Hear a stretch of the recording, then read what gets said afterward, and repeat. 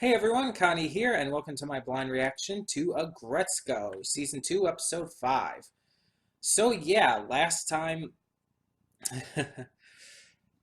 we had Retsuko being put into the relationship, working relationship with asshole McGee, who is now after Haida as well. Um, and they're supposed to be working on a food stall because the president of the company wants to have this like little festival for the families of the employees. Um, we're gonna get onto this though because time is running out for me to be able to record stuff, and I also have to record Shira after this. So, and I don't want to be recording too late. So we're just gonna get on with this. I don't know what's to come. I don't know anything about the episode, so yeah. When the screen fades to black, pause this redirect and go to the description below. Follow the link to the reaction, and after you watch it, come back here to the redirect and resume play. Because after it fades to black and then fades back in, everything from that point forward will be my afterthoughts and contain spoilers to the episode. So that being said, thank you so much for tuning in, and I will see you at the reaction. Okay, and we are back, and we will begin with spoilers in 3, 2, 1, now. This was really good. Like I was interested in this episode in the first place because of the festival thing. Um, but this was like a lot better of an episode than I thought it was going to be. And definitely I would say it's so far my favorite of the season. I forgot to mention in the pre-thoughts, by the way, we're halfway through the season. There's 10 episodes. This was episode 5, so yeah, there's that as well. But this was really freaking good for so many reasons too. But let's get the big one out of the way. We had development, actual development for Anai. So up to this point, we've seen Anai has been kind of a psychopath. He's been uh, really over the top with his attitude and insane personality and just the way he overreacts to things. I mean, we even see it in this episode. Not even Director Tone can handle him. Even Director Tone is turned away and basically put on a nice shit list. um, no one is having good luck with this, and that's insane because again, Director Tone is his boss, and he's even getting pissy at his boss. But we see that the one person who starts to make a connection with him is Kabai. Because it's that motherly personality, that just helpful and nurturing attitude that I think really makes a difference. It's the fact that she's not looking down on him in any way. She's encouraging him and being not only just kind and gentle, but, well, like I said, motherly. And I don't know if anything's gonna like come of this in terms of uh, any kind of backstory for Anaya on why he's like this, but it's the fact that she's treating him in such a positive manner that really makes him appreciate her. He not only listens to her, and he not only doesn't threaten her, he appreciates and talks to her. And when she asks him to help out with the yakisoba stand, when they're kind of bombing, he helps.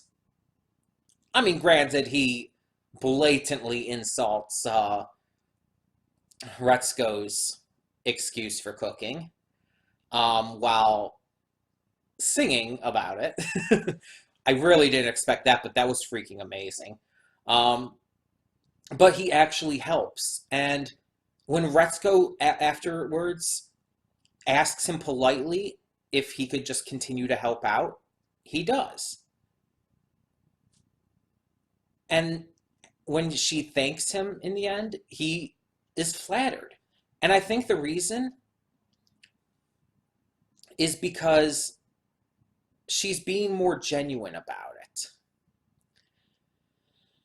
his hard exterior in a way was kind of broken by Kabai, and now he's opening up to people in a way he wasn't before. He's acknowledging their attempts to be nice to him. And again, Retsuko herself isn't like trying to tell him, oh, what you did wrong or what you could have done better, or yada, yada, yada. No, she's not trying to pile up work on him or anything. She's just telling him, you did a good job. And I think it's that affirmation that's helped. I think that's what's making the difference here. And in the end, when Director Tone places all this work on Retsuko's head for her to do by the end of the day, he's thankful for her having given him that sincere, genuine compliment that he basically he offers to take some of that work on himself.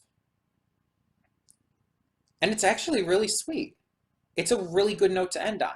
And I like the contrast. I talked about the contrast with other stuff, but I like it in here as well. Like the beginning, it opens with Anai kind of having a Retsuko moment. Like a lot of episodes of this show have begun with like, oh, something happens to Retsuko, she rages, right? Well, this one, it happens to Anai, and it's very much done in the same kind of manner. It very much comes across as the same formulaic style opening that this show kind of made popular. And so we see it done with him, and having this be the first time we see it done with him, to contrasting the end of this episode where he not only calms the fuck down, but actually takes some of Retsuko's work on himself willingly as thanks for her genuine compliments and everything that allowed him to, well, let his cooking shine. Yeah, it really made a difference. It was really well handled, really well just written in that aspect. There was also some really funny stuff in it. Tone's twin daughters and wife pretty much having the exact same voice as him and basically being just copies of him. But the idea that he's actually really not necessarily annoyed by his daughters, but he finds them to be a bit much is hilarious. It's fun to see Kabai's family. They're great. Her husband is freaking hilarious. He's like so calm and collected, but then she's doing something to cheer up her kids or whatnot, and he just like when she flicks the paint onto him, and he's just standing there all calm and everything, and it's just like, oh, it's just fantastic. Just the sudden movement, the sudden change in personality. And I like that. I think that's fantastic. I think that's really fun.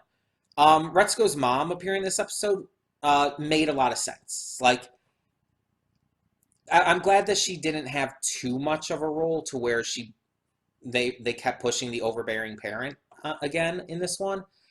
And instead it was more like, yeah, they had a joke about that, but at the same time, she was just one of the many who appeared. Feneko just running up after all the praise the stand starts to get. It's like, put the yakisoba in my mouth. It's like, I love you, Feneko. She is so hilarious and awesome. Yeah, just everything about this episode was really fun, really entertaining. Again, the song, Anai's song, was so unexpectedly amazing and hilarious. It was just really good. It was a really genuinely great episode. And we did see a little of Tadano and kind of playing around with the idea of Retsuko and Tadano getting together, which not sure about. There's not enough of a real connection between them. So I'm not sure about the idea of them getting together right now. But I think that it's interesting nonetheless, and I really want to see where this does go with Tadano. Because I definitely think there's more to him. I mean, I don't think he's just a lazy dude bro character. I don't think he's just that kind of stereotype. I think there's more to him. And usually, when a show or movie or game or whatever tries to do this, where it has like, oh, there's this kind of dude character who's like really relaxed, really just doesn't sweat anything. Usually, that kind of character is either hiding a dark side or they're super fucking loaded. It's usually one of the two from my experience. Um, if I were to guess, I would say that Tadano's probably super fucking loaded because they already kind of did the dark side joke with Anai. I don't think they're going to do it again with Tadano. I mean, I could be wrong, but I just don't see it. But yeah, like that's again, that's kind of the thing that you see a lot when they try to subvert the dude character by having them like be something you don't expect. It's usually one of those. And the super fucking loaded part is honestly more common. I mean, hell, technically that character's in Man of Medan, the new video game that just came out. There's a character in there who is kind of a dude character, and he tries to be like this sly kind of ladies' man hitting on everyone. Now, Tadano's not quite like that, but and the thing about this guy is he's super fucking loaded. He is rich out of his balls. um, so, like, yeah, even this game that just came out is featuring that kind of character type. But yeah, it's hard to say with Tadano. I mean, he could just be a lazy dude character, and there'd be nothing wrong with that. But that's my theory right now. That's my theory. I'm honestly probably wrong. Though, to be fair, with this show, it does like to play around with those character archetypes and do stuff like that.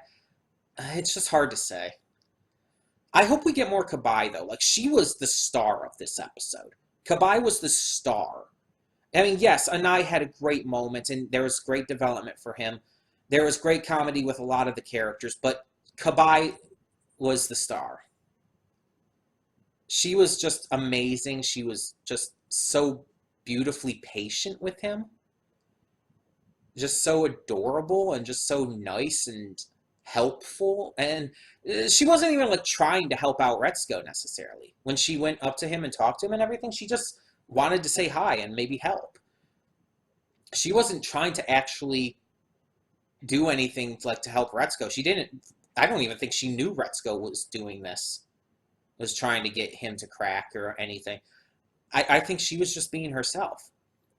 And again, with her being such a loving, caring, just amazing mother that we've seen before and everything, yeah, it makes sense. And it's like, I also like that we saw this as kind of a almost different side to her in this episode. Because again, most of the time we see her, she is super high energy, just bouncing off the walls, dancing around, doing her little, just not being able to hold still as she's just like going up and talking to everyone and getting excited to talk to everyone, share food with everyone. And in fact, now I think about it, maybe food is his thing. Because Anai acknowledged her and everything when she offered to share her food with him after having already complimented his food. And then again, he started to calm down after his food was complimented at the festival. Maybe that's the way in. I literally just thought of that. Maybe the way that they're going to befriend Anai in the end is through his food. Maybe he loves to cook. He loves to do that kind of thing. Maybe he like has a dream to be a chef or something. Maybe he loves watching all these cooking shows. I mean, I can relate to that. I've definitely had those dreams. I used to take culinary classes in high school because I wanted to like be a chef like I see on these cooking shows. And granted, my interests have definitely changed since then. I still love that kind of stuff. So yeah, it's like maybe that's it. Yeah, because I seriously had just thought about that. That his attitude started to change. He started to open up to her because of the food. And that's completely fair.